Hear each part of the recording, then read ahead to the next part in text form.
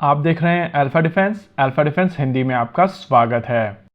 आज के इस वीडियो में हम लोग बात करने वाले हैं पार्लियामेंट्री कमेटी ऑन डिफेंस के बारे में और उनकी तरफ से दिए गए एक स्टेटमेंट के बारे में। पार्लियामेंट्री कमेटी की तरफ से कहा गया है कि भारतीय वायुसेना के लिए 5th जनरेशन फाइटर एयरक्राफ्ट यानी कि स्टेल्थ फाइटर जेट एक्सपेडाइट करने की आवश्यकता है। देखिए, ये एक ऐसा स्टेटमेंट है जो ऑलमोस्ट हर कोई कह रहा है, लेकिन इशू ये है कि किस तरीके से किया जाना है उसके बारे में कोई बातचीत नहीं कर रहा है। इस समय चाइना काफी हद तक अपने वेपन सिस्टम्स को लेकर आत्मनिर्भर हो चुका है और ये चीज हम लोगों ने ऑब्जर्व की है कि चाइना की तरफ से पिछले 15 से 20 सालों में अपने वेपन सिस्टम्स को धीरे धीरे इंप्रूव किया है। इस समय पीएलए एयरफोर्स के पास में J-20 फाइटर जेट की एक बड़ी फ्लीट है और ये 5th जनरेशन फाइटर एयरक्राफ्ट एक बड़ा थ्रेट है। आने वाले समय में पाकिस्तान के पास में भी एक 5th जनरेशन फाइटर एयरक्राफ्ट होगा और हम लोग लगातार अलग अलग फोरम्स पर ये चीज सुनते आए हैं कि चाइना की तरफ से J-35 पाकिस्तान को एक्सपोर्ट किया जाएगा। ये बात सच है कि अभी J-35 को मैच्योर होने में थोड़ा समय लगेगा, लेकिन अगर स्पेसिफिकली भारतीय वायुसेना की बात की जाए तो भारतीय वायुसेना के फाइटर जेट्स के ऊपर 2 तरीके के काम करने की आवश्यकता है।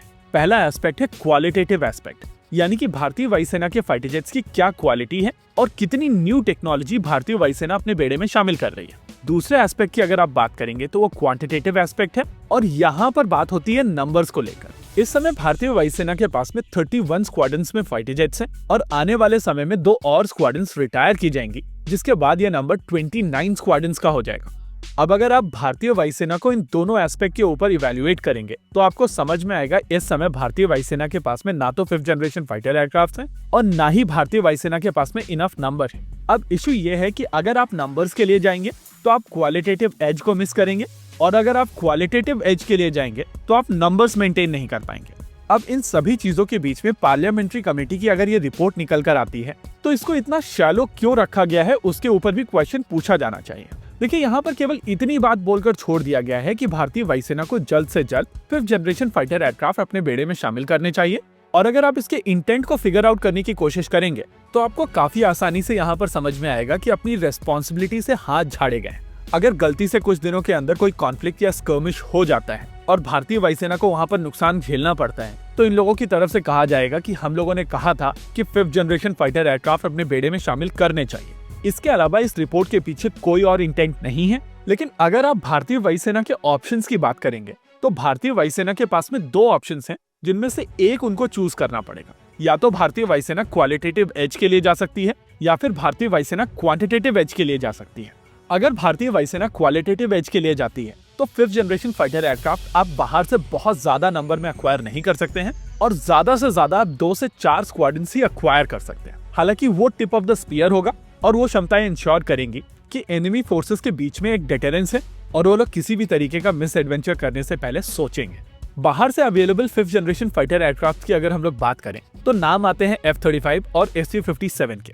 F-35 अभी तक भारतीय वायुसेना को ऑफर किया नहीं गया है और Su-57 की अपनी खुद की परेशानियां हैं। वहीं पर अगर क्वालिटेटिव एज की बात की जाए तो भारतीय वायुसेना एयरक्राफ्ट के नंबर्स को लेकर पीएलए एयरफोर्स को आउटनंबर नहीं कर सकती है। एक पीएलए एयरफोर्स की कैपेबिलिटीज को अब बैकअप करने के लिए उनकी खुद की इंडस्ट्री रेडी है और दूसरा उनके 4.5 जनरेशन के सभी प्रोग्राम अब मैच्योर हो रहे हैं।